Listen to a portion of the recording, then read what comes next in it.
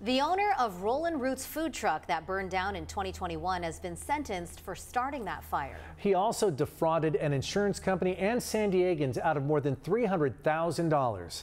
CBS 8's Kirsten Holmes is following this story for you. She joins us live now with details. Kirsten. Yeah, 5 years and 4 months in a California state prison. That was the sentence handed down from a judge today. Avonte Hartsfield, the former owner of Rollin Roots food truck, he maintains his innocence and he's representing himself in court, saying he will appeal. The evidence in the case, I do not believe overwhelmingly shows that I was even involved in the incident. Throughout the trial, the prosecution still was unable to prove that how the fire even started 2 years later. That's Avonte Hartsfield representing himself at his sentencing, maintaining his innocence that he did not start the fire that destroyed his Rollin Roots food truck back in 2021. Hartsfield says he was at home at the time of the fire and that statements to police putting him at the scene were false confessions. The jury has spoken that he was guilty on all 4 charges of arson and 2 counts of insurance fraud and grand theft from GoFundMe.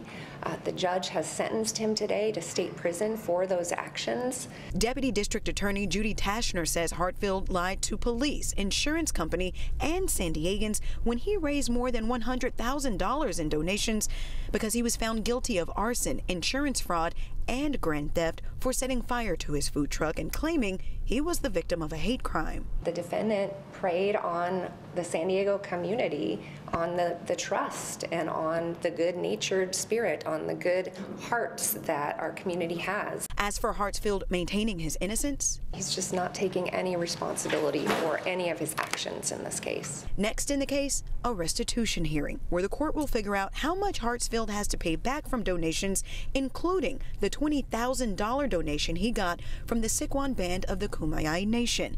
Hartsfield says he will appeal. He's had a chance to be heard, he's had a chance to argue, and everyone has a right to appeal.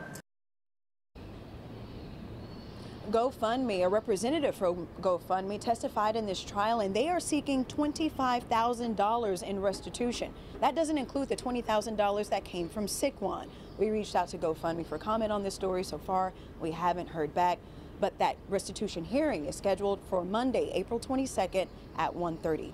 For CBS 8, I'm Kirsten Holmes. Back to you. Thanks, Kirsten. So we know that Hartsfield raised more than $100,000 on GoFundMe, but the platform is only seeking $25,000 in restitution. Do we know why?